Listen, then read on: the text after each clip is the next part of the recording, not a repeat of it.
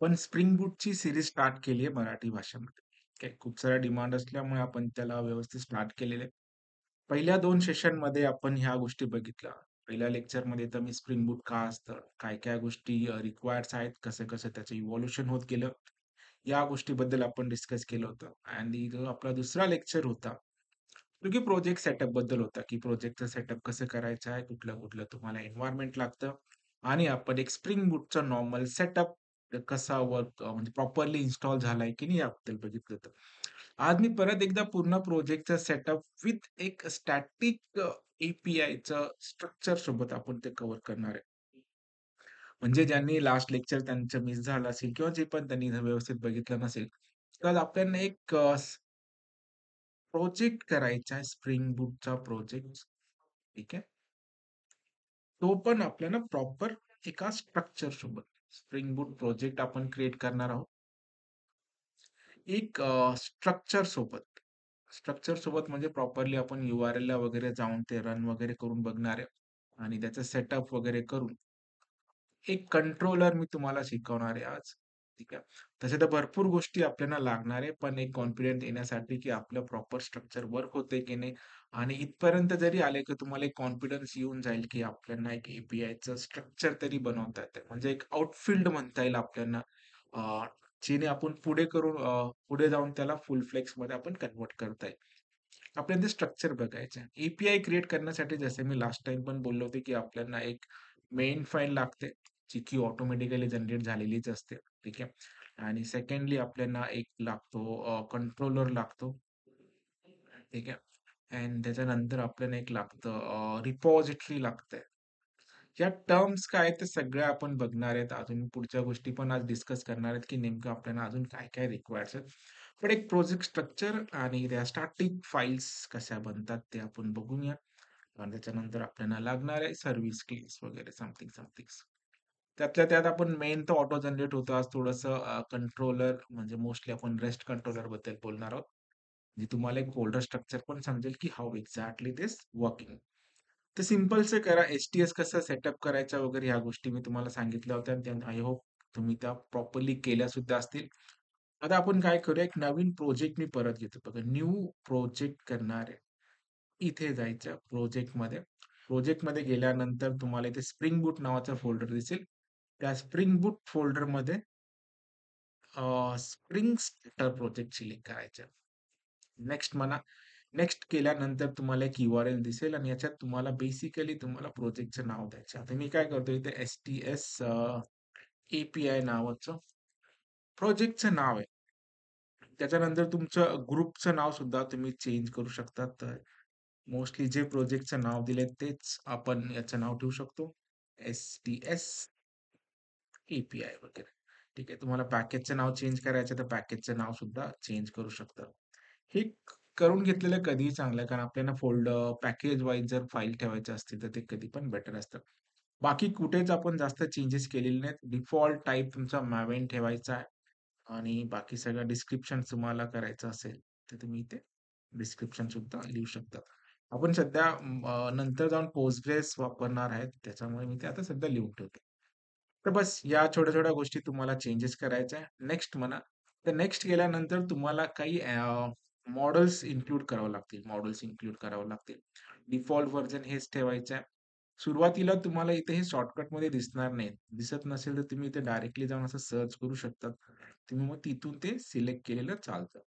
पण आता मी खूप वेळा यूज केले असल्यामुळे मला डायरेक्टली ते सिलेक्शनचा ऑप्शन आहे. मी काय करतो आता एक सिंपल स्ट्रक्चर सेटअप करायचं आहे म्हणून आपण करूया. एक स्प्रिंग वेब मला लागणार आहे आणि स्प्रिंग बूटचा डेव्ह टूल्स की वेब API.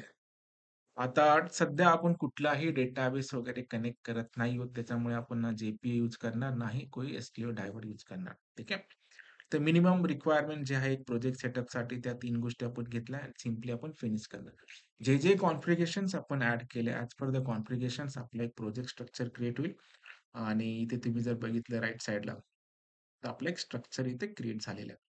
आता साधारण याचा फोल्डर स्ट्रक्चर बघितलं तर एक मेन फाइल्स आहे त्याच्यामध्ये आपलं डिफॉल्ट पॅकेज नेम आला आणि हा एक डिफॉल्ट जो आलेला आहे, मेन फाईल आपली स्प्रिंग बूटची ॲप्लिकेशन इथे येऊन गेलेली आहे. ठीक आहे. आता याच्यामध्ये भरपूर गोष्टी आपल्याला बघायच्या आहेत, तसं मी तुम्हाला सांगेल. इथं मोस्टली आपल्याला जे आहे पुढच्या सेशनमध्ये स्टेप बाय स्टेप होतील. हे जे पार्ट्स आहेत यांना एनोटेशन्स असे म्हणतात. मग एनोटेशन्स काय-काय असतं, कुठल्या-कुठल्या इम्पोर्टन्स एनोटेशन्स आहे, कसं-कसं असणार आहे, सगळ्या गोष्टी आपण बघणार. सध्या आपण एक स्ट्रक्चरचे सेटअप बघतोय. मग साधारण हे झाल्यानंतर इथे आपण अजून एक फाईल क्रिएट करून घेऊ, जेणेकरून ते कंट्रोलरचं काम आपल्याला करता येईल. तर एक मेन फाईल तयार झालेली आहे आणि बाकी सगळं फोल्डर स्ट्रक्चर आलेलं आहे. जे लायब्ररी आपण ॲड केलं होतं ते pom.xml मध्ये आलेले आहेत. आणि बाकी रिक्वायर्ड ज्या डिपेंडन्सी लायब्ररी आहेत, तुम्ही इथे जर लिस्ट बघितल्या सगळ्या त्यांनी ऑटोमॅटिकली डाउनलोड केलेल्या आहेत. आपल्याला कुठल्याही गोष्टीचे सेटअप करावं लागत नाही. ठीक आहे. सिंपल एकदा रन करून बघू. रन करायच्या आधी ना इथे एक मेसेज देऊन टाका सिंपलसा. आपण जावामध्ये प्रिंट करण्यासाठी SYSO कंट्रोल स्पेस आपण काय करतो सक्सेस मेसेज देतो. म्हणजे प्रॉपरली बिल्ड झालं. SUCCESS success yes. Fine. Run करून बघूया.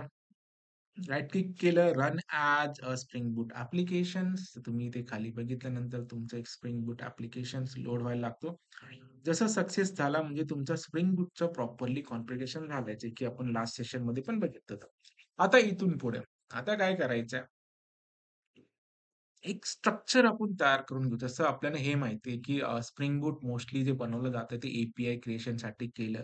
त्याचा मेन यूज आहे रेस्ट ए क्रिएट करण्यासाठी. ए काय असतात, जेसन काय असतात हे आपण बघणार आहे. पण आता एक साधारण एक स्ट्रक्चर आपल्याला तयार करून घ्यायचं आहे. त्याच्यासाठी मी एक सिंपलसा क्लास फाइल घेतो. हे बघा हे खूप इम्पोर्टन्स आहे. हे जर स्टॅटिक स्ट्रक्चर जर तुम्ही क्रिएट करू शकला, तर तुम्हाला बाकीच्या सगळ्या गोष्टी जे आहे ऑटोमॅटिकली बनवता येतील. तर नॉर्मली आता काय करणार आहे आपण इथे जाणार आपल्या प्रोजेक्ट स्ट्रक्चरला. इथे मी राइट क्लिक करतोय लक्षात घ्या. राइट क्लिक करून काय करणार आपण एक न्यू क्लास फाइल बनवणार आहे. Right click new class. ठीक आहे. या क्लासला काही नाव देऊ शकता तुम्ही. जे नाव तुम्हाला द्यावंसं वाटलं ते नाव देऊ शकतात. तर मोस्टली मी याला नाव देतो टेस्ट कंट्रोलर सारखं आहे म्हणून CNTRL. सिंपल. सिंपल क्लास आहे. तो मेन क्लास वगैरे काही नाही. त्याच्यामुळे आपण इथे क्रिएट केलं. ठीक आहे. या सिंपल क्लासचा आपल्याला खूप यूज करता येतो. पण with the help of annotation. सध्या मी आता एनोटेशन बद्दल जास्त डिस्कस करत नाही. आपण एक स्ट्रक्चरवर मेनली फोकस करूया. देन मग कुठल्या एनोटेशनचा काय यूज आहे, कुठल्या एनोटेशन वापरल्याने त्याचा काय यूज होतो, कसा यूज होतो, ते आपण नंतर बघणार. सध्या आपण इथे काही सिंपल मेथड वापर करून घेऊया. ठीक आहे. त्या की रेग्युलर तुम्हाला फंक्शन म्हणा, मेथड म्हणा, ज्या गोष्टी इथे करता येतील.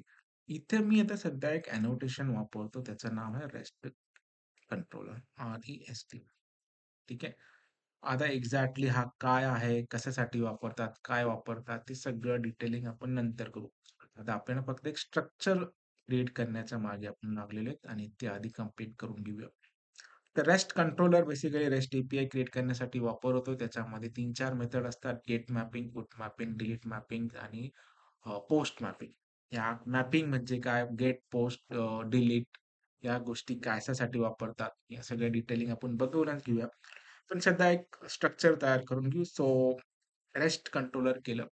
जसं मी ते एनोटेशनचा यूज केल्यामुळे आता मला एक पूर्णपणे स्ट्रक्चर मला इथे क्रिएट करता येईल. आपण इथे काय करूया, की वेगवेगळे फंक्शनॅलिटी आपण इथे क्रिएट करून घेऊ शकतो.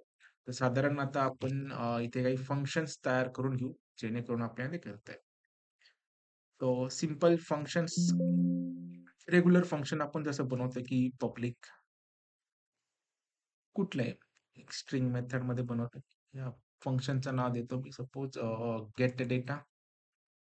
डेटा रीड करायचा ए बनवायचा असेल, तुम्हाला काही डेटा व्ह्यू करायचा ए बनवायचा असेल, तर त्याच्या मेथडचं नाव तुम्ही ठेवलं गेट डेटा. सिंपल.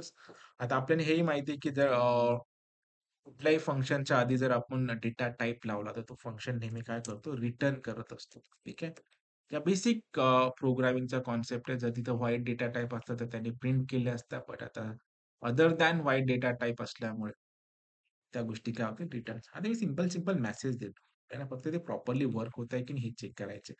मी इथे काय म्हणू शकतो, की get all data, your data will be here असं मी मेसेज टाकतो. ठीक आहे. Your YOUR your data will be here ह्याची आर. ठीक आहे. एक सिंपलचा साधा सोप्पा आपण काय दिलं एक मेसेज दिला. काही प्रॉब्लेम नाही. सिंपल वर्क होतं. ठीक आहे. Simple message. पण हा एक सिंपल मेसेज जर आपण इथे दिला, याला रन जरी केलं, तर याचं काही होणारच नाही. युजच होणार नाही. बट याला ॲक्चुअलमध्ये युजमध्ये आणायचं असेल, तर आपल्याला स्प्रिंग बूटच्या एनोटेशनचा वापर करावा लागेल. म्हणून एनोटेशन हा टॉपिक खूप इम्पोर्टंट आहे, जो की आपण अपकमिंग सेशनमध्ये कव्हर करणारच आहे. सध्या मी तो एनोटेशनला वापरून घेईन. ठीक आहे. म्हणजे तुम्हाला थोडीशी आयडिया येईल. 1 मिनिटं. सो इथे आपल्याला एक एनोटेशन वापरायचं आहे. तो म्हणजे ॲट द रेटचा वापर करूनच आपण एनोटेशन वापरतो. तो आहे तुमचा गेट मॅपिंग. Gate annotations. याच्यामध्ये आपल्याला तो एक पाथ द्यावा लागतो, की तुम्ही ब्राउझरला गेल्यानंतर डिफॉल्ट एक ब्राउझर तयार होते लोकलहोस्ट 8080. त्याच्यानंतर तुम्हाला स्लॅश करून त्या राउटिंगचं नाव द्यायचं. जे नाव तुम्ही देणार आहे ते नाव देऊ शकता. मी इथे फक्त नाव देतो गेट डेटा. That's all. ठीक आहे. तर साधारण आता जर आपण बघितलं, आपण एक फोल्डर स्ट्रक्चर क्रिएट केलेला आहे. प्रोजेक्ट स्प्रिंग बूटचा सेटअप केलेला आहे. त्याच्यामध्ये एक कंट्रोलर बनवलेला आहे. एक मेथड आपण बनवलेली गेट मॅपिंगची. ठीक आहे. आता याला आपण रन करून बघू, की हे एक्झॅक्टली वर्क कसं करतं. ठीक आहे. साधारण याला रन करण्यासाठी आपल्याला मेन क्लासला जावं लागेल. इथे जाऊन मी राइट क्लिक करतो. Run on spring boot applications. जसं तुमचं सक्सेस मेसेज आलं, त्याचा अर्थ तुमचा स्प्रिंग बूटचं ॲप्लिकेशन लोड झालेलं आहे. मला बघायचं कुठे आहे, कसं टेस्ट करायचं? सिंपल आहे. तुम्हाला ब्राउझरला जाणं. ब्राउझरला गेल्यानंतर तुम्ही ते सिंपल टाइप कराल लोकल होस्ट 8080. हा डिफॉल्ट पोर्ट आहे. पोर्ट चेंजही करता येतं तुम्हाला चेंज करायचं असेल तर. इथे मी जर स्लॅश टाकलं, की हा डायरेक्ट एक एरर देईल. White label error page. असं एरर तुम्हाला खूप वेळा येऊ शकतो. त्याच्यामुळे घाबरून जायचं काहीच कारण नाही. कारण आपण प्रॉपरली राउटिंग मेथड वापरलेली आहे. त्याच्यामुळे ते तुम्हाला स्लॅश करून तो कंट्रोलरचं जे नाव आपण घेतलेलं आहे, जे पण नाव दिलेलं असेल. काय नाव दिलं आपण? Gate data.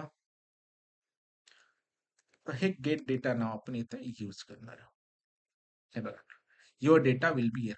आता सध्या एक स्टॅटिक मेसेज दिला हे खूप गरजेचं आहे. नंतर आपण पुढे जाऊन काय करणार आहे? याला डेटाबेस कनेक्ट करणार आहे. मग तिथे ॲक्चुअल क्वेरी वगैरे लिहिणार आहे किंवा जे-पी-एच्या बिल्ट इन फंक्शनॅलिटी वगैरे आपण बघणार आहे. तर आपलं एक मेथड वर्क झालं. आणि हेही लक्षात ठेवा, की फक्त गेट मेथडच जो आहे तो ब्राउझरला तुम्हाला डिस्प्ले मेसेज करून देतो. बाकीच्या जेवढ्याही मेथड आहे, पुट मॅपिंग आहे, डिलीट मॅपिंग आहे, अपडेट मॅपिंग आहे. हे रन करण्यासाठी प्रॉपरली तुम्हाला एक टूल लागतं. त्या टूलबद्दल पण मी डिस्कस करेल, की कुठला टूल वापरायचा आहे आणि कोणत्या-कोणत्या अवेलेबल टूल्स आहेत, जिथे आपण आपल्या ए टेस्ट वगैरे करू शकतो. जसं गेट मॅपिंग आहे त्याचप्रमाणे एक पोस्ट मॅपिंग सुद्धा आहे, अपडेट मॅपिंग सुद्धा आहे आणि डिलीट मॅपिंग सुद्धा. सिंपल मी परत-परत टाइप करत नाही कारण सेम मेथड आहे. फक्त तुम्हाला चेंज काय करायचं गेट मॅपिंगच्या इथे पोस्ट मॅपिंग करायचं.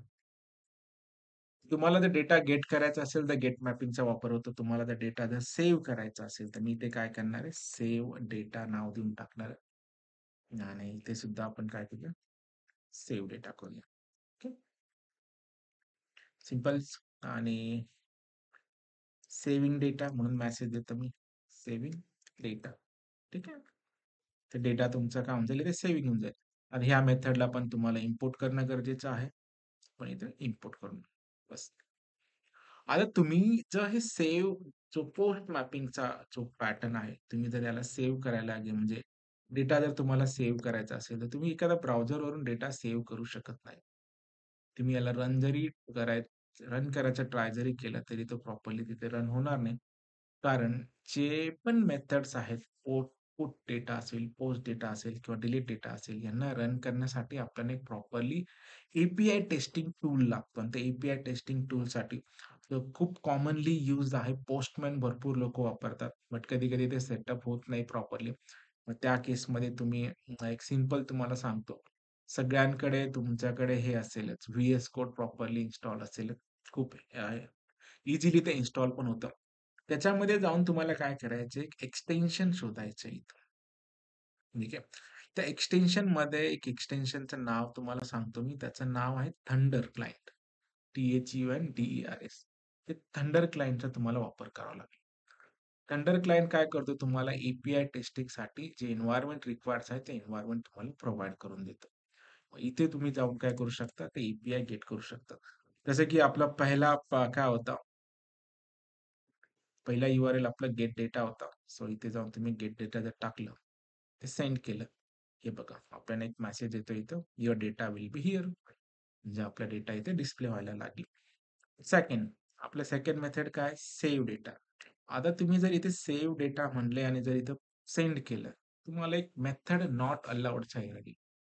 ठीक आहे. म्हणजे प्रॉपरली टूल आहे. तुम्हाला ते प्रॉपरली सांगतं, की तुम्ही कुठे चुकताय, काय चुकताय, काय कसं कशाचा एरर आहे, कुठल्या टाइपचा एरर आहे. ते सगळ्या गोष्टी इथे आपल्याला कळतात. हा एरर येण्याचं कारण असं आहे, की तो सेव्ह डेटा आहे, तो कुठल्या मेथडने बनलेला आहे? Post mapping. ते तुम्हाला इथे पोस्ट मेथडच वापरावं लागेल. तुम्हाला इथे वेगवेगळे ऑप्शन पण दिलेले आहे. Most commonly use get, post, put आणि डिलीट हे 4च कॉमनली वापरले जातात आणि आपण हे तेही वापरणार आहे. इथे मी पोस्ट करतो. ठीक आहे. हे बघा इथे गेट होतं, इथे पण गेट आलं, method not allowed. But he method आपण कशाने बनवलेलं? पोस्टने. तर इथे डेटा आपण पोस्ट आल्या. पोस्ट डेटा स्टेटस टू 100 म्हणजे आपली लिंकिंग जी आहे, ती राउटिंग जी आहे, ती प्रॉपरली वर्क होते. आणि मोस्ट ऑफ स्टुडंटचा प्रॉब्लेम हाच होतो, की त्यांना ए जेव्हा दिले जातात, ते तेव्हा जे ॲक्चुअल त्याच्यावर काम करतात, त्यांना हे कळतच नाही, की अरे हे एरर कशाबद्दल आहे. आपल्याला त्या डेव्हलपरला विचारून घेणं आहे, की तुमचं ए कुठल्या मेथडनी बनवलेलं आहे. त्याच मेथडनी आपल्याला डेटा पाठवायचा वगैरे असतो. त्याच्यासाठी ह्याचं नॉलेज असणं खूप गरजेचं आहे.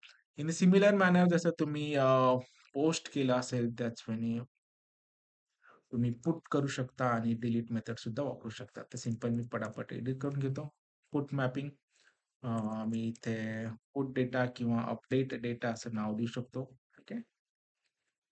येस. पुट मेथड जे आहे ते अपडेट करण्यासाठी वापरले जाते. सो मी नाव इथे देतो updating data. UPDATING updating. Updating data. याला सुद्धा आपल्याला काय करावं लागेल? इम्पोर्ट करावं लागेल. त्याच वेळी आपण डिलीटचं सुद्धा रन करून बघूया. ठीक आहे. ठीक आहे. सिमिलर मेथड कॉपी करतो मी. इथे आलो आणि इथे जसं डिलीट मॅपिंग सुद्धा करतो. DELET डिलीट मॅपिंग याला इम्पोर्ट करून घ्यावं लागेल. सो आपण याला इम्पोर्ट करून घेऊया. मेथडचं नाव देतो मी del data. User define methods आहे. आपण कुठलंही नाव देऊ शकतो. याच्यात काही प्रॉब्लेम नाही. इथे मी त्याला नाव चेंज करतो. Deleting data. DELETING deleting data. Okay. Properly refresh होऊन गेले ऑटोमॅटिकली. आता आपल्याला अपडेट करायचे डेटा आणि मी सेम मेथड याचं नाव इथे टाकलं. बट जर इथे मेथड चेंज नाही केली, तर बघा एरर देईल. कारण हा कुठला मेथड आहे? पोस्ट पुटचा आहे. आता बघा मेसेज आला अपडेटिंग डेटा हे प्रॉपरली वर्क होत आहे. इन द सिमिलर मॅनर कुठला आहे आपला डिलीट डेटा मेथड नॉट हा इथे डिलीट करावं लागेल आपल्याला डिलीट. So that's all. ठीक आहे. तर लक्षात येत आहे तर हे एक स्ट्रक्चर इथपर्यंत तुमचं डेव्हलपमेंट झालं पाहिजे. राईट फ्रॉम पहिले सगळे लेक्चर बघून घ्या. सेटअप करण्यापासून एक छोटंसं कंट्रोलर आपण इथे बनवलेलं आहे. त्या कंट्रोलरमध्ये सगळ्या गोष्टी.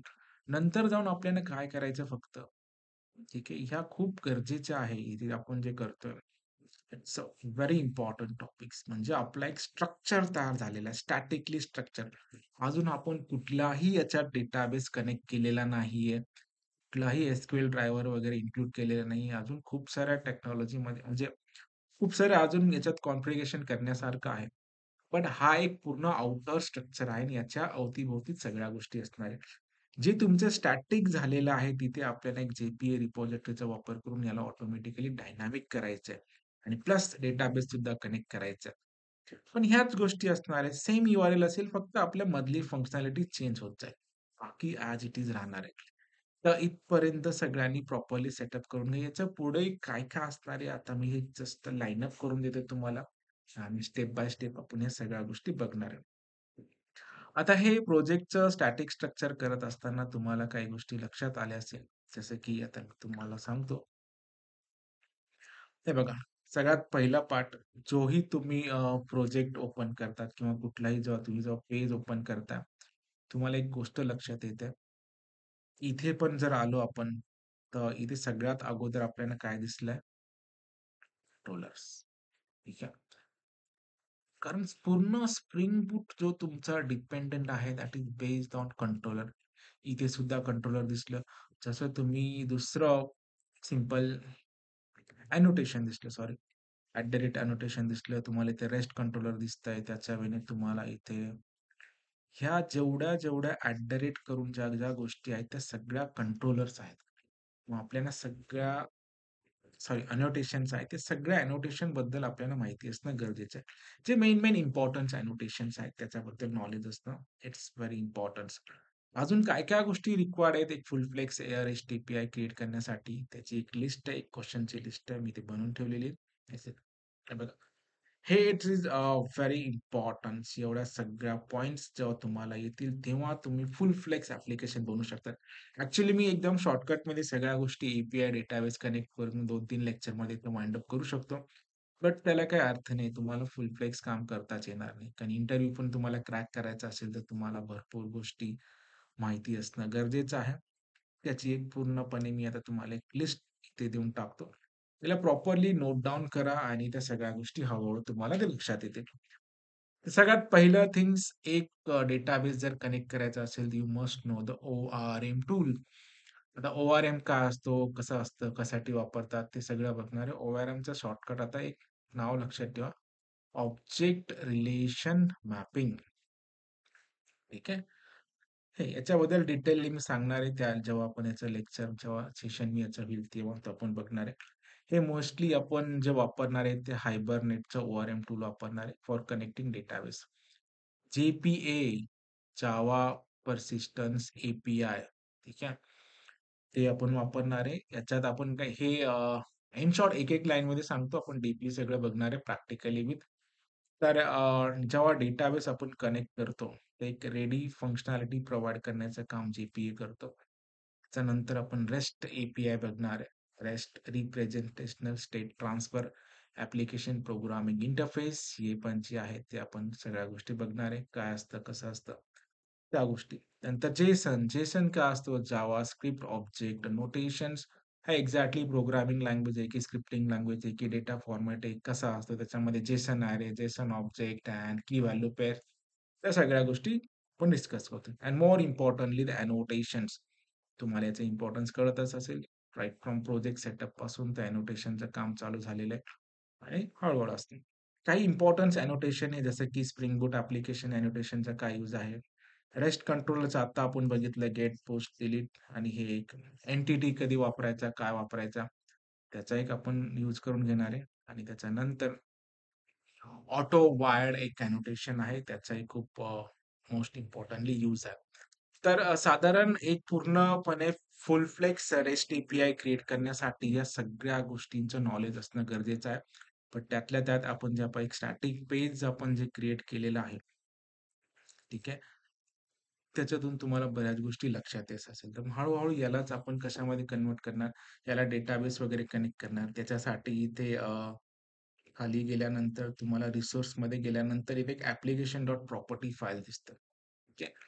याच्यामध्ये ते कॉन्फिगरेशन्स वगैरे करावं लागतात. त्याच्या आधी काही ड्रायव्हर्स, काही लायब्ररी, काही मॉड्यूल्स इन्क्लूड करावं लागतात. त्याही कुठल्या मॉड्यूल लागतात, कशासाठी लागतात आणि ह्याच्यात कसे इन्क्लूड करायचं, हे सगळ्या गोष्टी मी तुम्हाला स्टेप बाय स्टेप सांगणार आहे. होपफुली आजचं सेशन तुम्हाला लक्षात आलं असेल. It is very important. तुम्ही हे एक प्रोजेक्ट सेटअप करून बघा आणि कंट्रोलर इथे डिझाइन करून घ्या व्यवस्थित असा यावेळी आणि ते प्रॉपर वेने टेस्ट करून घ्या. फक्त गेट मेथड जे आहे तुम्ही ब्राउझरला जाऊन इथे टेस्ट करू शकतात आणि बाकीच्या मेथड टेस्ट करण्यासाठी तुम्ही आयदर थंडर क्लायंट वापरू शकतात किंवा पोस्टमॅन सुद्धा तुम्ही इथे वापरू शकतात. जे एक्सटेन्शन तुमच्याकडे असेल ते एक्सटेन्शन तुम्हाला वापरता येईल. त्यात काहीच प्रॉब्लेम नाही. आय होप तुम्हाला हे व्यवस्थित लक्षात येत असेल. आधी स्टॅटिकली एक करून बघा आणि नंतरच्या लेक्चरमध्ये आपण या सगळ्या गोष्टी एक बघणार आहे. QRM काय, GP काय, REST API, JSONs आणि सगळे इम्पोर्टन्स अनोटेशन हे एकदा सगळं तुम्हाला प्रॉपरली समजलं, तर आपण एक फुल फ्लेक्स REST API बनवणार आणि तुम्ही एवढं जरी व्यवस्थित केलं, की तुम्ही कुठलाही स्प्रिंग बूटचं बेसिक एक नॉर्मल JPA बेस आणि query template base REST API बनवण्यासाठी जेवढं रिक्वायर्ड नॉलेज आहेत, एक प्रॉपर नॉलेज ज्याला म्हणता येईल. असं तर खूप Googleमध्ये, YouTubeमध्ये खूप सारं कॉम्प्लेक्स वेने त्यांनी सांगितलेलं. बट मी त्यातल्या त्यात प्रयत्न करतोय, की जेवढं शॉर्ट वेने आणि इनफ नॉलेज तुम्हाला देता येईल, ते तुम्ही द्यायचा ट्राय चालू आहे. ठीक आहे. होपफुली तुम्हाला या सगळ्या गोष्टी समजत असेल. आपण आता आता भेटूया पुढच्या सेशनमध्ये. Thank you. For watching. Thank you guys. Bye bye. See you in next lecture.